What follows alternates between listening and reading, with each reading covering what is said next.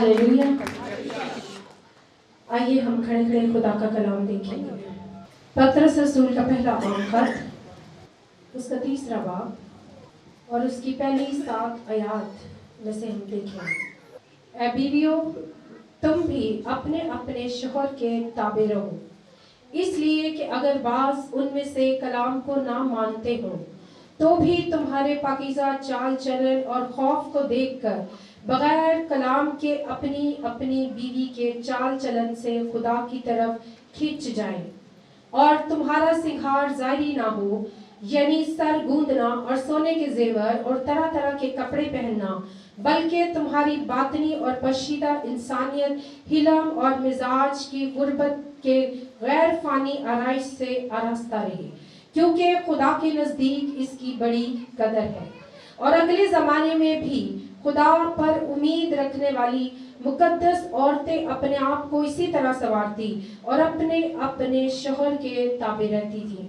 चुनाचे सारा इब्राहिम के हुक्म में रहती और उसे खुदावंद कहती थी, तुम भी अगर नेकी करो और किसी डरावे से ना डरो तो उसकी बेटियां हुई।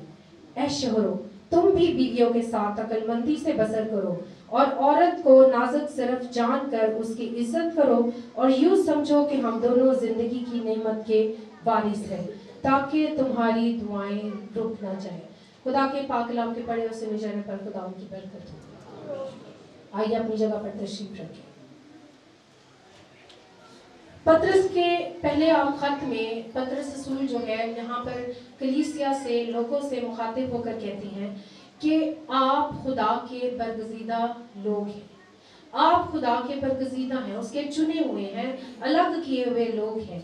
और यहाँ इस खत में पतरस के पहले खत में वो खुदा की निजात की यकीन दहानी हमें कराता है, पाकीज़ा जिंदगी बसर करने की तलकीन हमें सिखाता है, और दुख और इज़ा रसानी के ज़माने में एक मसीही, अच्छे मसीही के ईमानदार खुदा का खौफ रखने वाले मसीह के फ़राइज़ क्या है उनके बारे में हमें बताता है, और मसीही फरोतनी और खिदमत गुजारी के बारे में हमें तालीम देता है।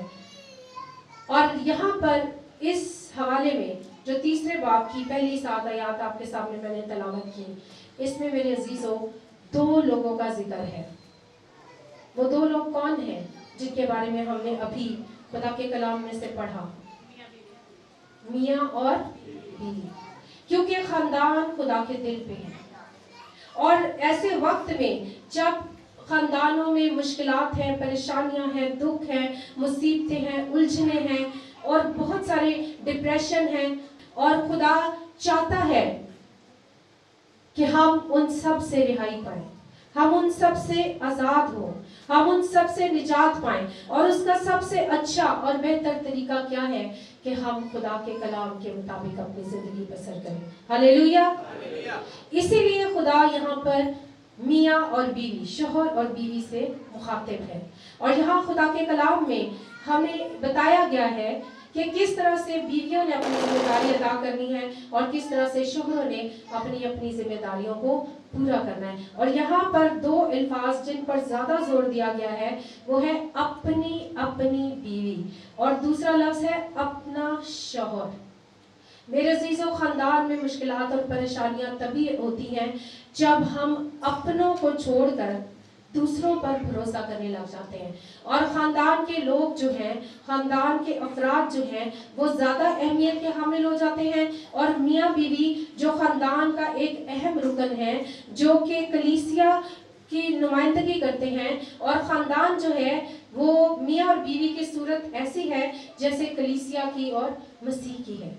हम उस तस्वीर को बिगाड़ देते हैं, हम उस तस्वीर को ख़राब कर देते हैं जब हम आपस के ताल्लुकात को भूलकर किसी तीसरे शख्स, किसी तीसरे, चौथे, 5वें रिश्तेदारों की बातों में और इधर उधर की दुनियादारी की बातों में लग जाते हैं और पाकीज़गी छोड़ देते हैं। मेरे अजीजों, याद रखें, पाकीज़गी इस ताल्लुक की सबसे अहम बुनियाद है जो मियाँ और बीवी के ताल्लुक को मजबूत करती है।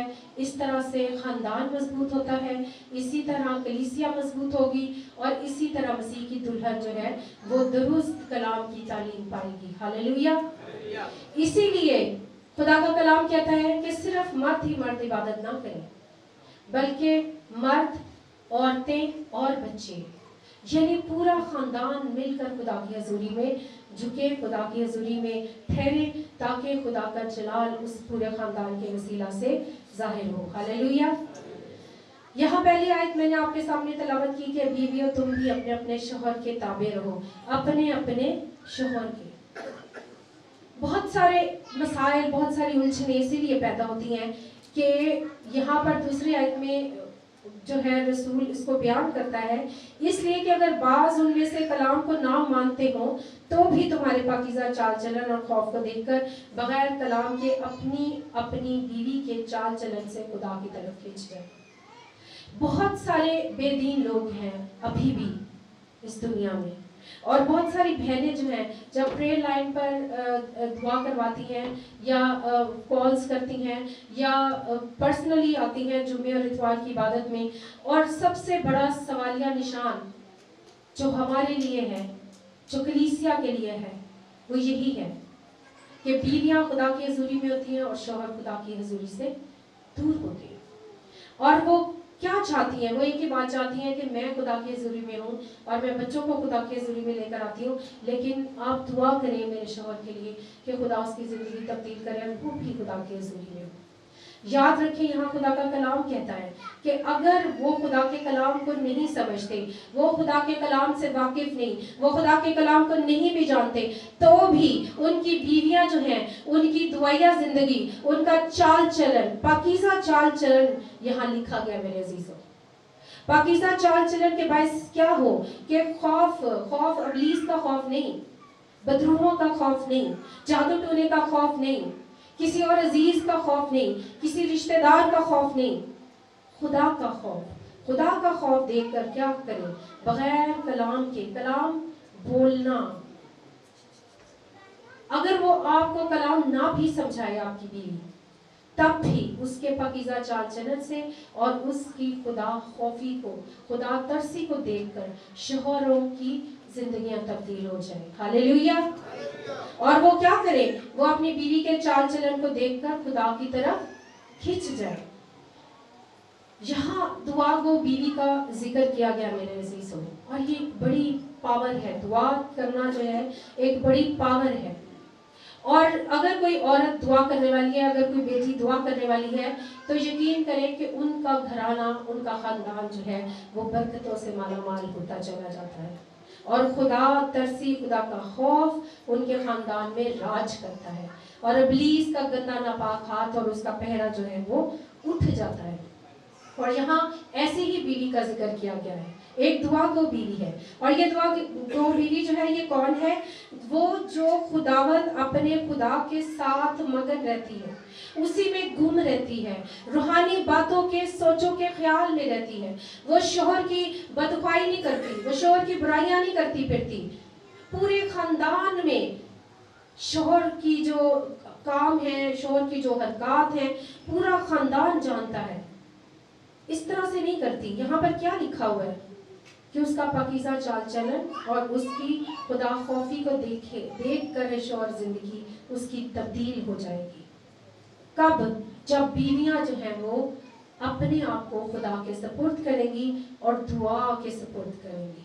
जब हम चाहते हैं, हम ईमान रखते हैं कि हमारी जिंदगी में मौजज़ा हो और खुदा हमारी जिंदगी में ये काम करे, लेकिन हम अमल करना नहीं चाहते मेरे अजीजों।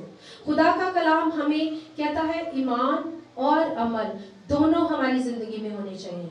सिर्फ जुबान से कहना काफी नहीं है, बल्कि हमने अमल करके दिखाना है। और ये दुआ वो बीवी जिसका यहाँ जिक्र किया गया है, जिसकी यहाँ तारीफ बयान की गई है खुदा के कलाम में, वो क्या करती है? वो खुदावंद अपने खुदा के साथ मगन रहती है और अपने शौहर और अपने घराने की फिक्र करती है। मिसाल 31 बाप निकालिए मेरे साथ मिलकर, उसकी 10वीं आयत से पढ़ूंगी।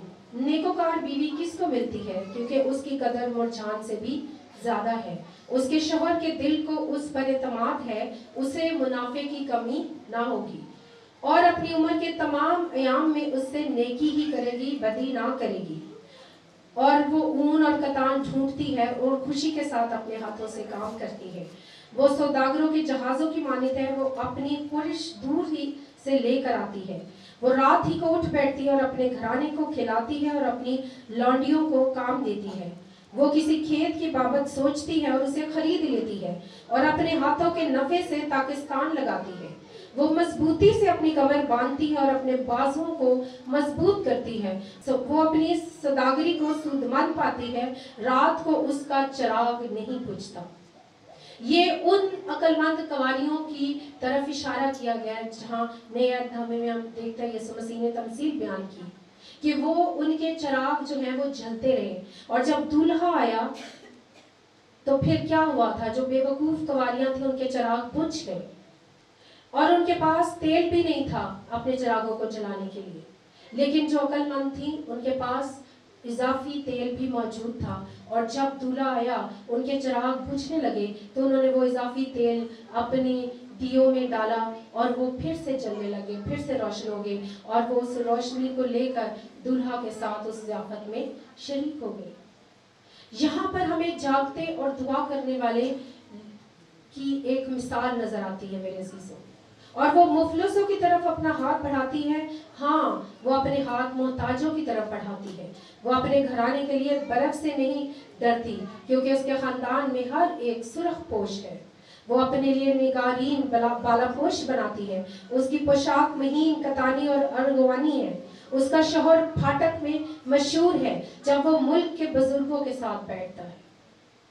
یاد رکھیں, جو بیویاں اپنے آپ کو ملازمہ اور غلام بنا کر رکھتی ہیں ان کے شوہر بھی ملازم اور غلام رہتے ہیں میرے عزیزوں. لیکن جو بیوی خود ملکہ بن کر رہنا چاہتی ہے وہ اپنے شوہر کو بھی بادشاہ بنا دیتی ہے. ہاللیلویہ.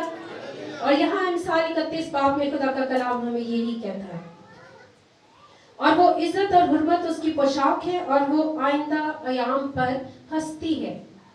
آئندہ ایام پر ہنسنے سے مراد یہ کہ وہ پریشانیوں سے دل برداشتہ نہیں ہوتی, وہ پریشانیوں سے پریشان نہیں ہوتی. آنے والے مشکل وقت کو وہ پہلے سے ہی جانتی ہے کیونکہ وہ خدا کا خوف رکھنے والی عورت ہے, وہ دعا کرنے والی عورت ہے, اس لیے وہ پہلے سے ہی ان تمام حالات کی تیاری کر لیتی ہے. اس کے منہ سے حکمت کی باتیں نکلتی ہیں, اس کی زبان پر شفقت کی تعلیم ہے. وہ اپنے گھرانے پر بخوبی نگاہ رکھتی ہے اور کاہلی کی روٹی نہیں کھاتی. اس کے بیٹے اٹھتے ہیں اور اسے مبارک کہتے ہیں, اس کا شوہر بھی اس کی تعریف کرتا ہے. ہاللیلویہ. اور بتھیری بیٹیوں نے فضیلت دکھائی لیکن تو سب پر سبقت لے گئی. امثال 31 باب میں یہ کس سے کہا گیا ہے؟ یہ اس دعا کو بیوی سے کہا گیا ہے کہ تو سب پر سبقت لے جاتی ہے جب تو اپنے خاندان کی نگہبانی کرتی ہے اور تو نے سب بیٹیوں سے فضیلت دکھائی. حسن دھوکہ اور جمال بے ثبات ہے لیکن وہ عورت جو خداوند سے ڈرتی ہے وہ بھی ستودہ ہوگی. یہ خدا کا کلام کہہ رہا ہے میرے عزیزوں. اس لیے جتنی بیٹیاں, جتنی مائیں, جتنی بہنیں یہاں اس وقت موجود ہیں, یہ کلام آپ کے لیے اور میرے لیے ہے کہ ہمیں خدا کے کلام پر غور کرنا ہے, ہمیں خدا کے کلام کی تعظیم کرنی ہے. بے شک اگر کوئی عورت جو ہے وہ کماتی ہے یا وہ جاب کرتی ہے اور گھر میں اس کے وسیلہ سے روپیہ پیسہ آتا ہے تو اس کا مطلب یہ نہیں کہ وہ اپنے شوہر کو محکوم بنا کر رکھے اور خود حاکم بننا چاہے, خود گھر کی سربراہ بننا چاہے. اور ایک عورت ہوتے ہوئے میں آپ سے یہ بات کہوں گی کہ میں نے بہت سارے ایسے گھرانوں کو زوال کا شکار ہوتے دیکھا ہے, بہت سارے ایسے گھرانوں کے اندر خدا کا خوف نہیں ہے, بہت سارے گھرانوں کے اندر ان کے حالات اس لیے ٹھیک نہیں ہوتے کیونکہ وہاں ٹھیکیداری عورتوں نے رکھی ہوئی ہے اپنے پاس, اور مرد جو سربراہ ہے خاندان کا وہ ایک طرف اس کو کر دیا گیا ہے. یاد رکھیں, اگر خدا نے مرد کو عورت کا سر کہا ہے جس طرح مسیح کلیسیا کا ہے, تو پھر ہی خاندان کی گاڑی بہتر طور پر چلتی ہے. لیکن اگر عورتیں سوچیں کہ ہم تو کماتی ہیں, ہم تو اگر ہمارا شوہر جو ہے وہ 40,000 مہینے کا کماتا ہے تو ہم تو 80,000 مہینے کا کماتی ہیں, لہٰذا ہم جو ہے سربراہ ہیں اور ہمارا شوہر ہمارا محکوم ہے. تو پھر یاد رکھیں ابلیس ان گھرانوں میں موقع پاتا ہے.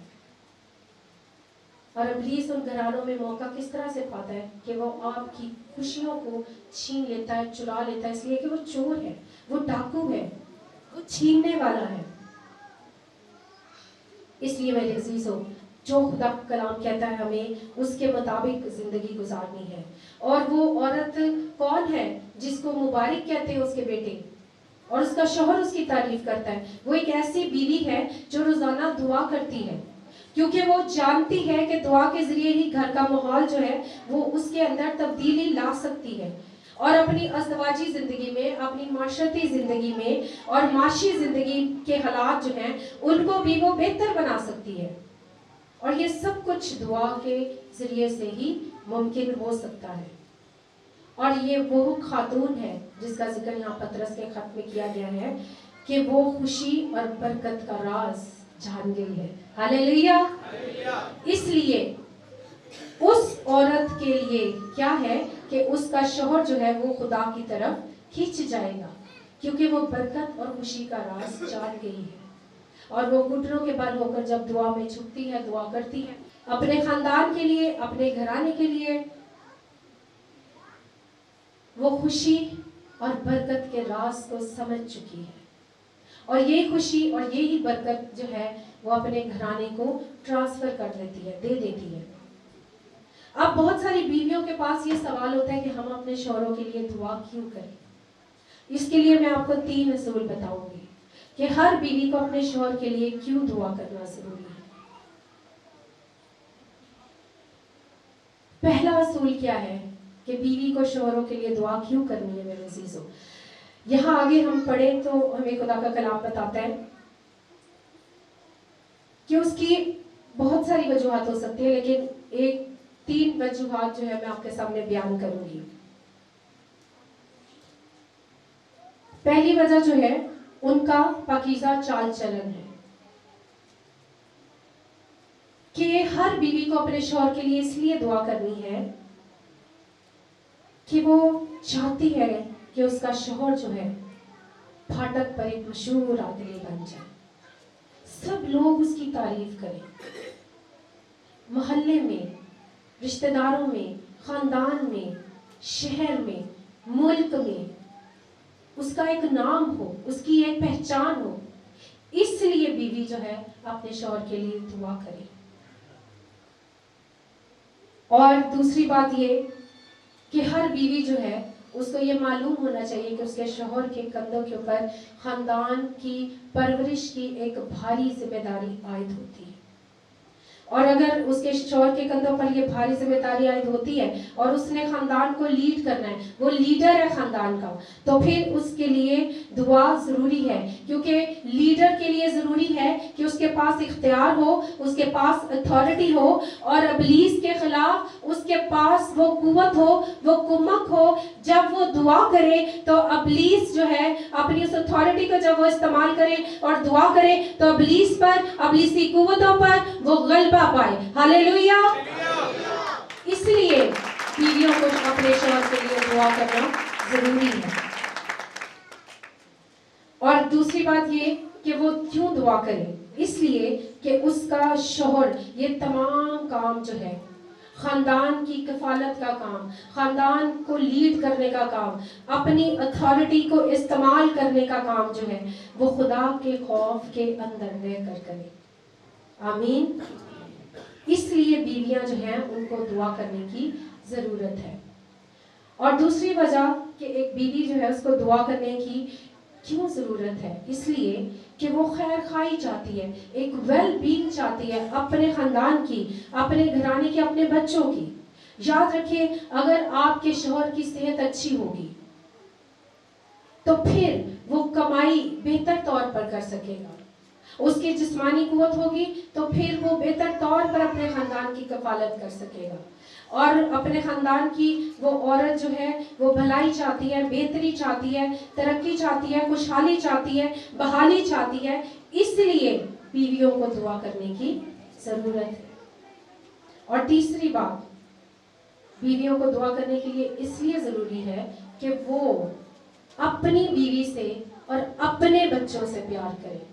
ये बहुत अहम बात है ये बहुत अहम और नाजुक मसला है मेरे अजीजों। बहुत सारी बहनों का ये एतराज़ होता है कि मेरा शोहर जो है वो दूसरे बच्चों से प्यार करता है, रिश्तेदारों के बच्चों से उसको ज़्यादा उल्फत है, अपने बच्चों की उसको परवाह नहीं है, अपने बच्चों के पास कपड़े हैं पहनने के लिए नहीं है, उसको कोई परवाह नहीं है, अपने घर में कुछ खाने को है नहीं है, उसको कोई परवाह नहीं है, लेकिन उसको दूसरे घरों की बड़ी फिक्र रहती है तो उसके बच्चों ने कपड़े पहने हैं, उसने खाया या नहीं खाया। ये बातें इसलिए होती हैं मेरे अजीजों, ये बहुत नाजुक मसला है। इसलिए यहाँ खुदा का कलाम कहता है कि उनके पाकीज़ा चाल चलन से क्या हो, उनके खौफ को देखकर उनके शोहर जो है वो खुदा की तरफ खींच जाए। आप किसी शख्स को बहस करके जीत नहीं सकते। अगर कोई औरत सोच समझे कि वो बहस करके अपने शौहर को जीत लेगी, और अगर कोई शौहर समझे कि मैं खुदा से दुआ करने वाला हूँ और मेरी बीवी खुदा का खौफ रखने वाली नहीं है तो मैं बहस करके उसे खुदा के लिए जीत लूँ, तो ऐसा मुमकिन नहीं हो सकता। ऐसा खुदा का कलाम नहीं कहता। बहस करने से आप कोई मुकाबला नहीं जीत सकते। बहस करने से सिर्फ अबलीस मौका पाता है और कुछ नहीं। खुदा को जलाल नहीं मिलता, बल्कि खुदा का रूह जो है वो रंजीदा होता है जब हम खुदा की बात पर, उसके कलाम पर, उसकी बातों पर अमल नहीं करते और अपनी खानदानी जिंदगी में खुदा के अमल दखल को नहीं लाते, तो फिर जो है अबलीस जो है वो मौका पाता है और वो फिर दनदनाता फिरता है और हमारे खानदानी और माली हालात जो हैं वो बद से बदतर होते चले जाते हैं मेरे अजीजों। फिर खानदान में मुश्किलात और परेशानियां आती हैं, बीमारियां आती हैं, दुख आते हैं, रोग आ जाते हैं। जब हम मसीह को अपने खानदान का मरकज और सेंटर बनाते हैं, उसे हम कहते हैं कि हाँ मसीह तू हमारा सरबराह है। मियाँ भी ये कहे और बीवी भी ये कहे, शौहर भी ये कहे और बीवी भी ये कहे कि खुदावंद यीशु मसीह तू हमारा मरकज है, तू हमारा सर है, तू हमारा सरबराह है, तो फिर खानदानी जिंदगी बेहतर तरीके से रवाना हो सकती है। हालेलुया। और फिर क्या होगा मेरे अजीजों, फिर कमियां, कमजोरियां, घाटे नफे में बदलने शुरू हो जाएंगे। बीमारियां तंदुरुस्तियों में, रोग जो है वो तंदुरुस्तियों में, शिफाओं में तब्दील हो जाएंगे और फिर खुदा जो है वो गवाही उस खानदान के वसीले से, उसकी गवाही के वसीले से दूसरे लोग बरकत पाएंगे, दूसरे खानदान घराने बरकत पाएंगे और मसीह जो कलीसिया का सर है फिर वो मुकम्मल तौर पर चलाल पाएगा हमारी जिंदगियों से। हालेलुया। और इसलिए हर शख्स जो है, जो शौहर है, जो खानदान का सरबराह है, उसके लिए लाजिम है कि वो अपने खानदान की फिक्र करे, अपने खानदान की फिक्र करे, ना कि दूसरों की। अपने बीवी और अपने बच्चों का ख्याल करे, ना कि दूसरों की। दूसरे आपकी जिम्मेदारी नहीं है और ना ही खुदा ने आप पर ये जिम्मेदारी डाली है कि आपके लिए आपकी बहन के बच्चे, आपके लिए आपके भाई के बच्चे अहम है, आपके लिए आपकी बहन के बच्चे अहम है। खुदा का कलाम इन सब बातों की नफी करता है। खुदा के कलाम में क्या लिखा है? अपनी अपनी बीवी और अपना शौहर। लिहाजा बीवियों के लिए भी जरूरी है कि वो अपने मैके वालों से ज्यादा अपने घर को, अपने शौहर को तरजीह दें और इसी तरह शौहर जो है वो अपने बच्चों से और अपनी बीवियों से शफकत और उल्फत और मोहब्बत से पेश आए। तो फिर ये ख़ानदान घराना जो कलीसिया है, जो एक कलीसिया ख़ानदान जो है एक इकाई है, एक यूनिट है और पूरा माशरा इस पर जो है उसकी बुनियाद रखी गई है, फिर वो उससे मसीह का जलाल ज़ाहिर होगा। हालेलुया। और फिर हम अपने घरानों को अबलीस की देखी अनदेखी कुव्वतों से और बदी की सारी कुव्वतों से, बीमारियों के गंदे जरासीमों से महफूज रख सकें। जैसा कि आप सब लोग जानते हैं कि इस वक्त हमारे मुल्क में हर वक्त जो एक ही बात हमारे कान जो है वो सुन रहे हैं, वो ये कोरोना वायरस की वबा है। तो ये वबा तभी हमारे खानदान और घराना से दूर रहेगी जब हम خدا کے کلام کے مطابق خدا کے خوف کے اندر رہتے ہوئے اپنی زندگیاں گزاریں گے اور دعا کریں گے، کیونکہ وقت نزدیک ہے میرے عزیزوں۔ میرا اور آپ کا یسوع جلد آنے والا ہے، اس لیے ہمیں تیاری کی ضرورت ہے۔ بیویاں دعا کے ذریعے اپنے آپ کو تیار کریں، شوہر دعا کے ذریعے اپنے آپ کو تیار کریں، اپنی بیوی اور بچوں سے پیار کر کے اپنے گھرانے سے الفت کا اظہار کریں، تو پھر وہ سمجھ سکتے ہیں کہ وہ مسیح سے پیار کرتے ہیں۔ جب وہ اپنے خاندان سے پیار نہیں کرتے تو پھر وہ یہ نہیں کہہ سکتے کہ میں ایک مسیحی ہوں اور میں مسیح سے پیار کرنے والا ہوں۔ جب وہ اپنے خاندان سے پیار نہیں کرتے تو وہ مسیح سے کیسے پیار کر سکتے ہیں جس کو اس نے ابھی تک دیکھا ہی نہیں؟ ایک اندیکھے خدا پر وہ کس طرح سے یقین لا سکتے اور ایمان لا سکتے؟ اور جو اس کے سامنے دن رات پھرتے ہیں، چلتے پھرتے ہیں، بیٹھتے اٹھتے ہیں، اس کی بیوی، اس کے بچے، اس کا خاندان، اس کے لیے وہ اہمیت کا حامل ہے، نہ کہ دوسرے لوگ۔ دعا کرنا بہت مشکل کام ہے میرے عزیزوں، یہ آسان کام نہیں ہے۔ اور جتنی مشکلات دعا کرنے والے لوگوں کے اوپر آتی ہیں، جتنی آزمائشیں دعا کرنے والے لوگوں کے لیے ہیں، وہ شاید ہی کسی دوسرے شخص کے لیے ہوں۔ لیکن یاد رکھیں خدا کا کلام ہمیں کیا بتاتا ہے؟ خدا کا کلام ہمیں یہی کہتا ہے اور ہمیں یقین دلاتا ہے کہ اگر ہم اپنی جسمانی قوت اور اپنی روحانی قوت دونوں کو استعمال کریں گے خدا کے جلال کے لیے، تو دعا سے بہت کچھ تبدیل ہو جائے گا۔ ہاللیلویا۔ اور خدا کا کلام کہتا ہے کہ دعا کے وسیلہ سے، ایک راست باز کی دعا کے وسیلہ سے پورا شہر سرفرازی پاتا ہے۔ اور ایک شہر میں کتنے افراد ہیں؟ لاکھوں کی تعداد میں رہتے ہیں۔ اگر اس شخص میں ایک راست باز ہے، موجود ہے، اور وہ دن رات دعا میں جھکا رہتا ہے یا جھکی رہتی ہے، تو اس کے دعا کے باعث کیا ہوگا؟ شہر سرفراز ہو جائے گا۔ تو اگر ہر کلیسیا کا خاندان، ہر بیوی، ہر شوہر دعا میں جھکے اپنے خاندان کے لیے، کلیسیا کے لیے، اپنی مسیحی قوم کے لیے، تو کیا تبدیلی نہ آئے گی؟ یہ وہ تبدیلی نہیں جس کا نعرہ ہم سن رہے ہیں، بلکہ حقیقی آزادی اور تبدیلی۔ ہاللیلویا۔ اور پھر جب مسیح بادلوں پر آئے گا تو کیا دیکھے گا؟ وہ ہمیں بیدار اور جاگتے ہوئے پائے گا، اور پھر وہ اپنی کلیسیا، اپنی دلہن کو بادلوں پر اٹھا لے جائے گا۔ ہاللیلویا۔ اس لیے دعا کرنے کی بیویوں کو ضرورت ہے میرے عزیزوں۔ اور آگے خدا کا کلام کیا کہتا ہے تیسری آیت میں؟ اور تمہارا سنگھار جو ہے وہ ظاہری نہ ہو، یعنی سر گوندنا اور سونے کے زیور اور طرح طرح کے کپڑے پہننا، بلکہ تمہاری باطنی اور پوشیدہ انسانیت علم اور مزاج کی غربت کی غیر فانی آرائش سے آراستہ رہے، کیونکہ خدا کے نزدیک اس کی بڑی قدر ہے۔ اور اگلے زمانے میں بھی خدا پر امید رکھنے والی مقدس عورتیں، یہاں پر اس لفظ پر غور کیجئے، مقدس عورتیں اپنے آپ کو اسی طرح سے سنوارتی اور اپنے شوہر کے تابع رہتی تھیں۔ چنانچہ سارہ ابراہیم کے حکم میں رہتی اور اسے خداوند کہتی تھی، تم بھی اگر نیکی کرو اور کسی ڈراوے سے نہ ڈرو تو اسی کی بیٹیاں ہوئیں۔ کس کی؟ سارہ کی، ابراہیم کی۔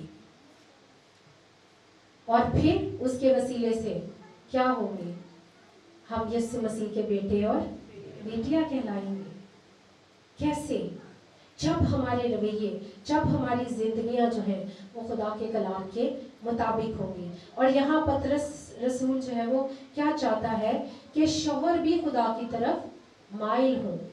آگے دیکھیے 7ویں آیت، بہت ہی اہم آیت ہے، اور اب بیویاں سکون سے بیٹھیں کیونکہ اب بھائیوں کی باری ہے۔ اے شوہرو، تم بھی بیویوں کے ساتھ عقل مندی سے بسر کرو، اور عورت کو نازک ظرف جان کر اس کی عزت کرو، اور یوں سمجھو کہ ہم دونوں زندگی کی نعمت کے وارث ہیں، تاکہ تمہاری دعائیں رک نہ جائیں۔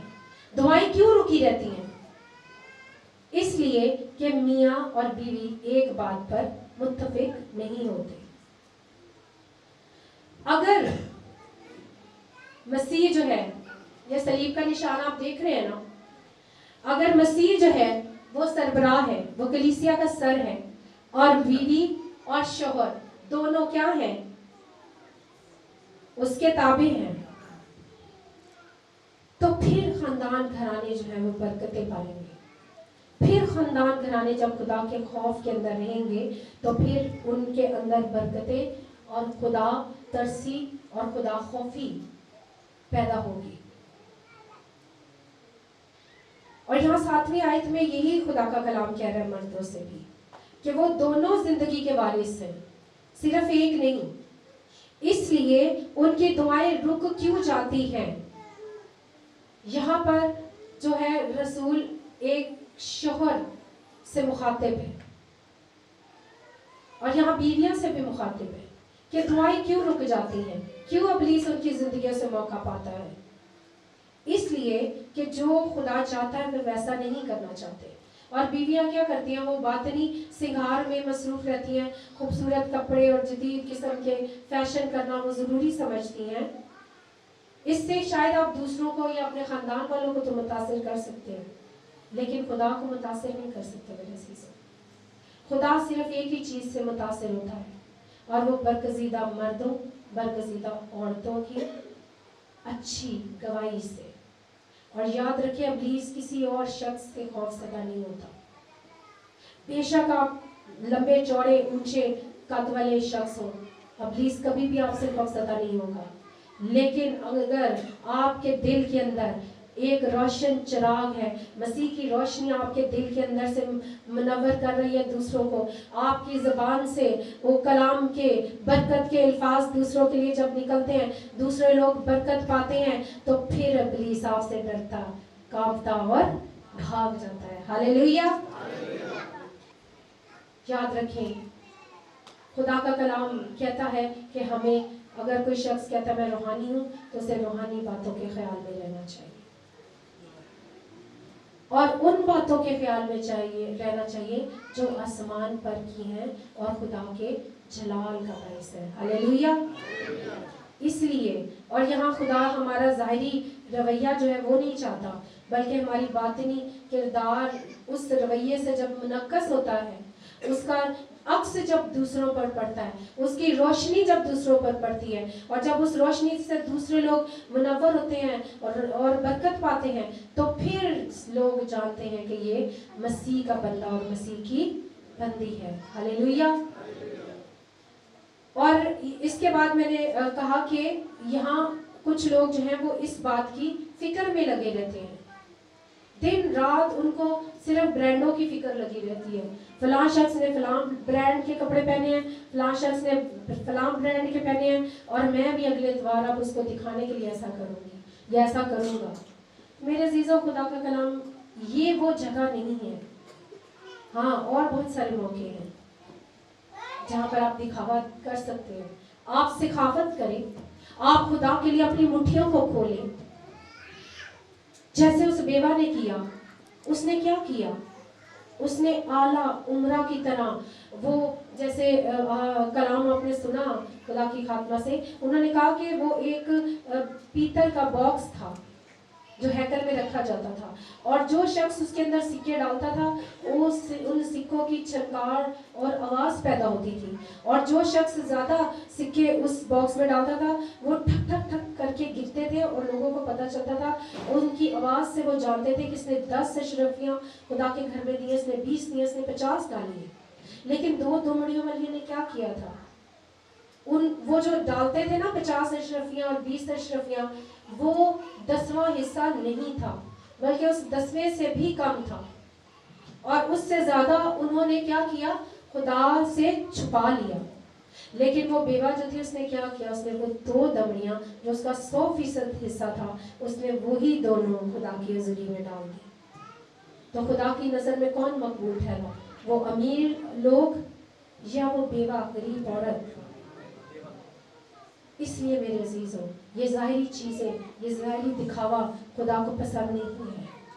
خدا چاہتا ہے کہ ہم روحانی طور پر مضبوط ہیں، ہم روحانی طور پر بڑھیں، ہم روحانی طور پر ترقی کریں اور برکت پائیں، ہمارے گھرانے برکت پائیں. اس کے پیچھے صرف اور صرف ایک بات ہے، اور وہ ہے دعا کرنا. اور یہاں شوہروں سے جب 7ویں آیت میں مخاطب کیا گیا، خدا کے کلام میں لکھا گیا ہے کہ شوہر کو عقل مندی کا مظاہرہ کرنا چاہیے. عقل مندی کیسے کہ اس کے اندر قربانی کا جذبہ ہو, وہ محنت کرے, کوشش کرے, کاوش کرے اپنے خاندان کے لیے, اپنے گھرانے کے لیے. بہت ساری بہنوں سے جب میں کہتی ہوں کہ آپ کے شوہروں کی زندگی تبدیل ہو جائے گی, آپ اپنے شوہر کے لیے روزہ رکھیں. تو جب میں بھائیوں کو کہتی ہوں کہ آپ بھی جتنے بے اولاد جوڑے آتے ہیں, میں ان سے کہتی ہوں کہ میاں اور بیوی دونوں روزہ رکھیں تو خدا آپ کو اولاد کی برکت دے سکتا ہے. لیکن بہت سارے جو بیٹے ہیں یا بھائی ہیں وہ یہ عذر پیش کرتے ہیں کہ ہم تو جاب کرتے ہیں, ہم تو کام کرتے ہیں, ہم روزہ نہیں رکھ سکتے. یہاں خدا کا کلام کیا کہہ رہے ہیں کہ دونوں زندگی کی نعمت کے وارث ہیں, کوئی ایک نہیں. اس لیے وہ کوشش کریں, کاوش کریں, قربانی پیش کریں اپنے اپنے خاندانوں کے لیے اور عقل مندی کا مظاہرہ کریں. اور دوسری بات کیا ہے کہ اپنی بیوی کو خدا کی پرفضل نجات اور ابدی زندگی کی میراث میں شامل کریں, اسے الگ نہ کر دیں, اسے باہر نہ نکال دیں. اگرچہ خدا نے آپ کو سربراہ بنایا ہے, اگرچہ خدا نے آپ کو افسر بنایا ہے, اگرچہ خدا نے آپ کو ایک اتھارٹی دی ہے, لیکن اس اتھارٹی کے مطلب یہ نہیں کہ آپ اس کو غلط استعمال کریں. آپ نے اس کو کیا کرنا ہے, اپنی بیویوں کے ساتھ عقل مندی سے بسر کرنا ہے اور عورت کو نازک ظرف جان کر اس کی عزت کرنی ہے, گالیاں نہیں دینی. تو اتھارٹی کا, اپنی طاقت کا, اپنے اختیار کا غلط استعمال نہیں کرنا, بلکہ خدا کا خوف جانتے ہوئے اپنے خاندان, اپنے گھرانے کے ساتھ اپنی زندگی کو بسر کرنا ہے اور اپنی بیوی کی عزت کرنی ہے. یاد رکھیں ان مردوں کی کبھی بھی خاندان میں عزت نہیں ہوتی جن کی بیویوں کی عزت نہ ہو. اگر آپ کا بڑا بھائی, اگر آپ کی بہن آپ کی بیوی کی بے عزتی کرے تو کیا کل آپ کی عزت کرے گی؟ وہ کل جس طرح وہ آپ کی بیوی کی بے عزتی کر رہی ہے وہ آپ کی بھی کرے گی. آپ کا کوئی رشتہ دار اٹھ کے آپ کی بیوی کی بے عزتی کر رہا ہوتا ہے اور مرد خاموشی سے بیٹھ کے دیکھ رہے ہوتے ہیں یا سن رہے ہوتے ہیں. یاد رکھیں, جس خاندان کی ذمہ داری خدا نے آپ کے سپرد کی ہے میرے عزیزوں, آپ نے اپنے اس خاندان کی خبر گیری کرنی ہے, اس خاندان سے, اپنی بیوی سے, اپنے بچوں سے محبت کرنی ہے تاکہ دونوں زندگی کی نعمت کے وارث ہیں. اور یہ بات کو سمجھنا ہے آپ نے. پھر کیا ہوگا کہ جب آپ اپنی بیوی کو خدا کی پرفضل نجات اور اپنی زندگی کی میراث کا برابر کا حصے دار سمجھیں گے تو پھر آپ کی بھی خاندان میں اور معاشرے میں عزت ہوگی, اور آپ کی بیوی کی بھی, اور آپ کے گھرانے کی, اور آپ کے بچوں کی مثال لوگ دیں گے. یاد رکھیں, جن میاں بیوی کی زندگی جھگڑے میں گزرتی ہے, ایک دوسرے کے ساتھ لڑائی جھگڑے کرتے رہتے ہیں, ہر بات پر بحث کرتے ہیں, ان کے بچے جو ہیں وہ مینٹلی طور پر ریٹارڈڈ ہوتے ہیں. اور مینٹلی طور پر ریٹارڈڈ کا مطلب یہ ہے کہ یعنی وہ دماغ سے بالکل فارغ ہو جاتے ہیں وہ بچے. پھر یا تو وہ نوجوان بیٹے کیا کرتے ہیں, وہ نشئی پوڈری بن جاتے ہیں, یا پھر وہ جو اپنے باپ کو کرتے دیکھتے ہیں وہی کام وہ کرتے ہیں. وہ بھی اپنی بیویوں کو گالیاں نکالتے ہیں, وہ بھی اپنی بیویوں پہ غصہ ہوتے ہیں, وہ بھی باہر سے کٹ کھاتے ہیں اور گھر آ کے, سمجھ گئے, ہاں, گھر آ کے ہیرو اور باہر زیرو. جو نمونہ باپ گھر کا سربراہ دے گا وہی نمونہ اس کا بیٹا اور اس کا پوتا لے گا, اور وہی نمونہ بیٹا اور پوتا جب لے گا تو آگے وہ بھی اپنے خاندانوں کے ساتھ وہی سلوک کریں گے. تو کیا مسیحا نے جو قربانی بیش قیمت خون اس صلیب پر میرے اور آپ کے خاندانوں گھرانوں کے لیے بہایا, کیا آپ اس کی شکل کو بگاڑ نہیں رہے؟ اس لیے ہوش کریں میرے عزیزوں, ہمیں ہوش کرنے کی ضرورت ہے. خدا کے کلام کے مطابق اپنی اپنی زندگیوں پر غور کرنے کی ضرورت ہے. اور ہر شوہر جو ہے اپنی بیوی کی تعریف کرے. جب ہر شوہر اپنی بیوی کی تعریف کرے گا, بچے اس کے رویے کو دیکھیں گے کہ ہمارا باپ ہماری ماں کی عزت کرتا ہے, پھر وہ بھی اپنی ماں کی عزت کریں گے. جب وہ دیکھتے ہیں کہ ہمارا باپ دن رات ہماری ماں کی بے عزتی کرتا ہے, اس کو بے عزت کرتا ہے, اس کو گالیاں نکالتا ہے, وہ بچے بیٹے بیٹیاں بھی کبھی اپنی ماں کی عزت نہیں کرتے. یہ کلام کے مطابق ہے ساری باتیں جو میں آپ سے کہہ رہی ہوں. یہ باتیں بہت تلخ ہیں, کڑوی ہیں, میں جانتی ہوں, لیکن آج میں نے خدا سے بڑی قوت حاصل کی ان باتوں کو بیان کرنے کے لیے. کیونکہ کبھی کبھی کڑوی گولیاں جو ہیں، اینٹی بایوٹکس جو ہے نا، وہ اس لا علاج بیماری کا علاج ہوتی ہیں جو روحانی یا جسمانی طور پر ہمارے خاندانوں گھرانوں کو لگ چکی ہے۔ اس لیے ہمیں خدا کے کلام پر غور کرنا ہے، خدا کے کلام کی بات کو سننا ہے، اسے ماننا ہے۔ اور اگر شوہر جو ہے یہ کام نہیں کرتا جو خدا کا رسول یہاں بیان کر رہا ہے اس حوالے میں، اور خدا کا کلام بیان کر رہا ہے، تو پھر وہ شوہر ایک ناکام شوہر ہے، پھر وہ اپنے خاندان کی کفالت کے معاملے میں بالکل ناکام شخص ہے۔ اس لیے اسے کہا گیا ہے عقل مندی کے ساتھ زندگی بسر کرے، تاکہ وہ اپنے اور خدا کے درمیان دعاؤں کے اندر رکاوٹ نہ بنے۔ یاد رکھیں خدا کا کلام سیدھا سیدھا یہاں مردوں کو الزام دے رہا ہے، اور یہاں خدا شوہر کو گھر کے سکون کو قائم رکھنے کے لیے جواب دہ سمجھتا ہے۔ اگر کسی گھر میں بے سکونی ہے، بے اطمینانی ہے، تو اس کی وجہ بیویاں تو ہو سکتی ہیں، ان کے خرچے ہو سکتے ہیں، لیکن خدا جواب دہ مردوں سے ہے، اس نے سربراہ سے جواب لے، وہ جواب دہ سربراہ سے ہے کہ بتا کیا کیا تو نے اپنے خاندان کے لیے، اپنے گھرانے کے لیے۔ اور خدا پاک کیا کہتا ہے کہ میں نے کیا کیا؟ میں نے تمہارے گناہوں کے عوض، اس کے بدلے میں اپنے سب سے پیاری چیز جو آسمان پر میں نے رکھی تھی وہ میں نے زمین پر تمہارے لیے بھیج دی، قربان کر دی صلیب پر، اور اس کا قیمتی خون بہا، اسے کانٹوں کا تاج پہنایا گیا، اسے اس کے منہ پر تھوکا گیا، اسے کوڑے لگے، اس کا بدن چھلنی چھلنی ہوا۔ اس قربانی کے عوض تو نے کیا کیا؟ یہ سربراہ جتنے بھی خاندانوں کی یہ سن لیں، وہ اس بات کے جواب دیں میرے بھائیوں، میرے بزرگوں۔ اس لیے ہمیں خدا کے کلام کے مطابق عمل کرنا ہے، تاکہ میاں اور بیوی جب مل کر دعا کریں گے تو ان کی دعائیں رک نہ جائیں، ٹھہر نہ جائیں گی۔ خدا کے تخت کے پاس پہنچنے سے پہلے راستے میں ابلیس انہیں روک دیتا ہے، ہماری انسانی کمیوں کمزوریوں کے باعث، اور پھر ہم کہتے ہیں جی ہماری دعاؤں کا جواب کیوں نہیں خدا دیتا؟ جب میاں بیوی کے تعلقات ہی آپس میں صحیح نہیں ہے، وہ ایک دوسرے سے، بیوی شوہر سے باتیں چھپاتی رہتی ہے اور شوہر بیوی سے باتیں چھپاتا رہتا ہے، اور دونوں مل کر خدا سے چھپانا شروع کر دیتے ہیں۔ اور پھر یاد رکھیں حنانیہ سفیرہ نے کیا کیا تھا؟ انہوں نے کہا ٹھیک ہے ہم نے خدا سے وعدہ تو کر لی ہے، 50% ہم دیتے ہیں خدا کو، 50 ہم اپنے لیے رکھ لیتے ہیں۔ تو وہ دونوں کیا ہوئے؟ مر گئے۔ تو یہاں خاندانوں کی روحانی موت ہو جاتی ہے میرے عزیزوں، جب وہ ایک دوسرے سے باتیں چھپاتے ہیں۔ اس لیے دعاؤں میں جھکنے کی ضرورت ہے، دعا کرنے کی ضرورت ہے، تاکہ شوہر اور بیوی کے درمیان کوئی نااتفاقی نہ ہو۔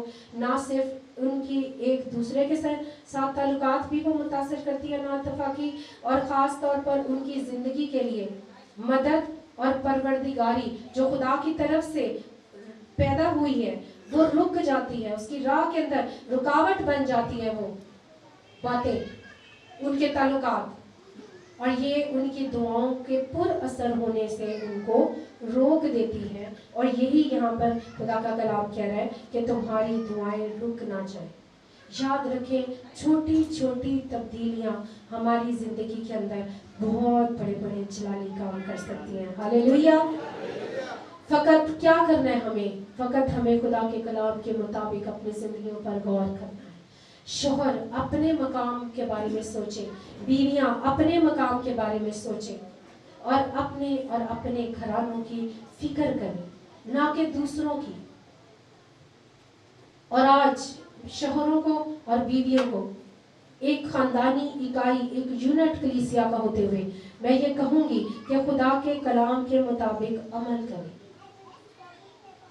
یاد رکھیں یہ جو طلاق کی شرح دن بدن بڑھ رہی ہے،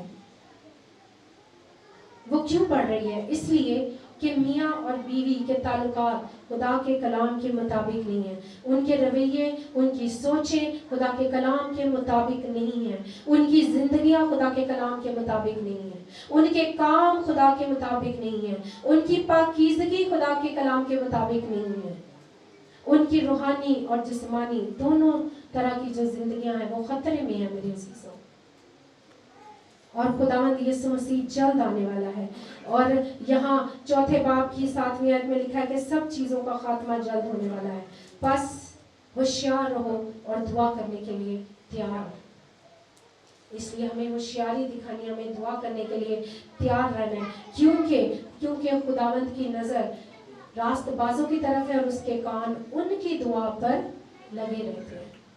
خدا کا کلام کہہ رہا ہے یہ بات میرے عزیزوں کہ جو راست باز ہیں ان کی دعاؤں پر خدا کے کان لگے رہتے ہیں، اور بدی سے ہم نے کنارہ کرنا ہے اور نیکی کو ہم نے عمل میں لانا ہے، اور جو کوئی زندگی سے خوش ہونا اور اچھے دن دیکھنا چاہے وہ زبان کو بدی سے اور ہونٹوں کو مکر کی بات کہنے سے باز رکھے، بدی سے کنارہ کرے اور نیکی کو عمل میں لائے، صلح کا طالب ہو اور اسی کی کوشش میں لگا رہے، کیونکہ خداوند کی نظر راست بازوں کی طرف ہے اور اس کے کان ان کی دعا پر لگے ہیں۔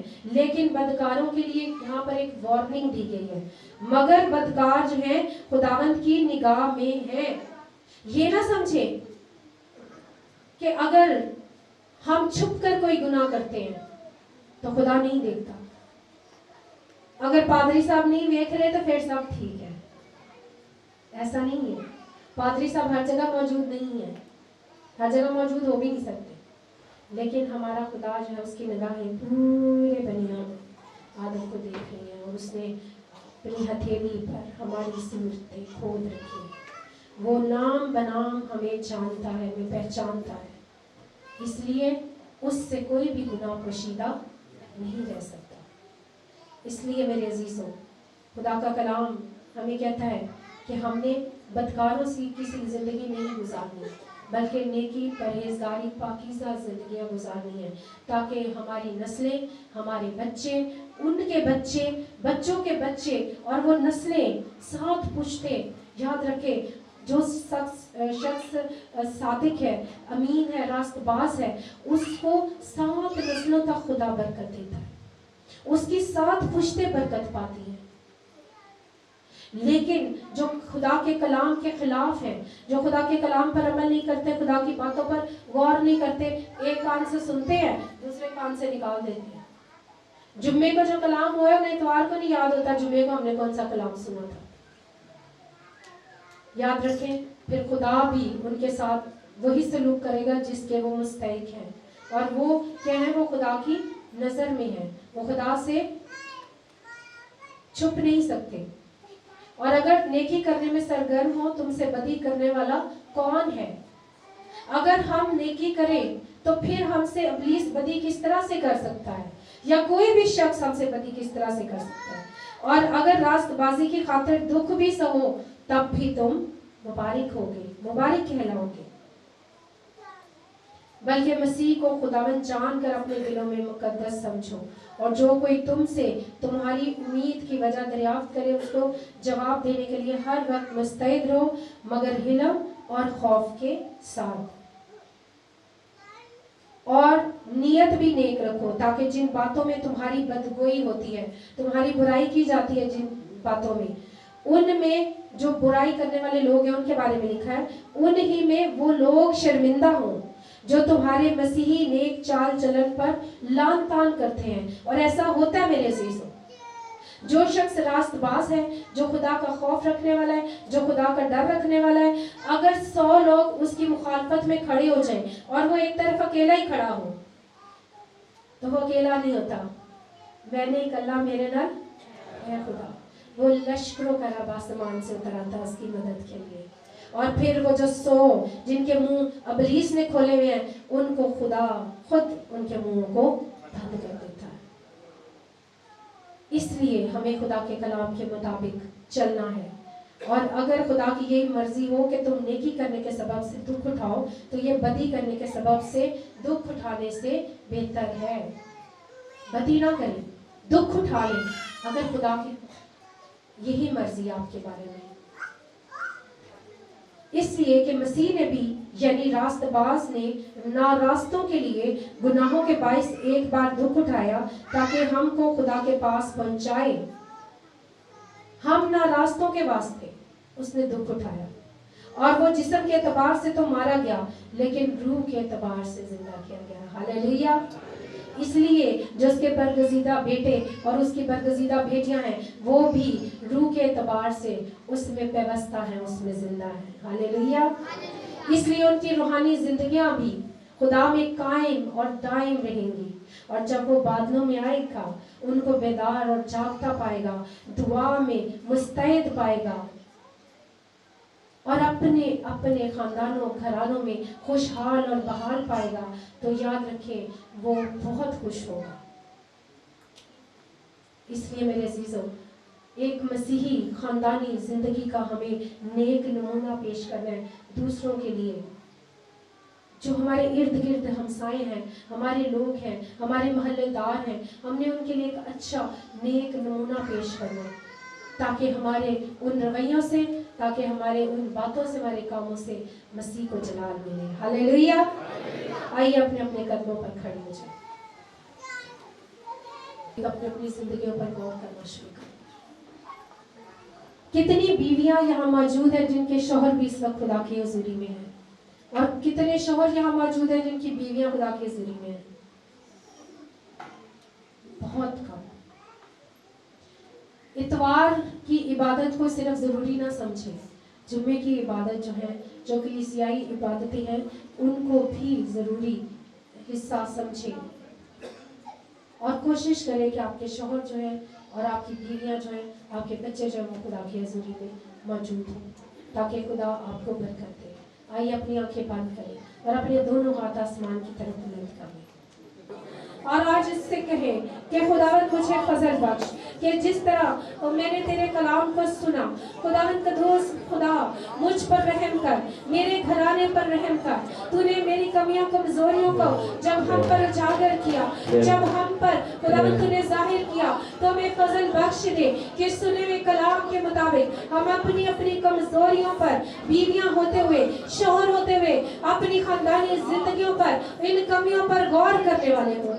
और खुदावंद कदूस खुदा, जैसा तू फरमाता है, जैसा तू चाहता है, जैसे तेरे कलाम में लिखा है, हम वैसे ही खुदावंद कदूस खुदा नेक पाक बेऐब जिंदगियां गुजारने वाले हो, और मियां बीवी एक दूसरे से वफादार रहे।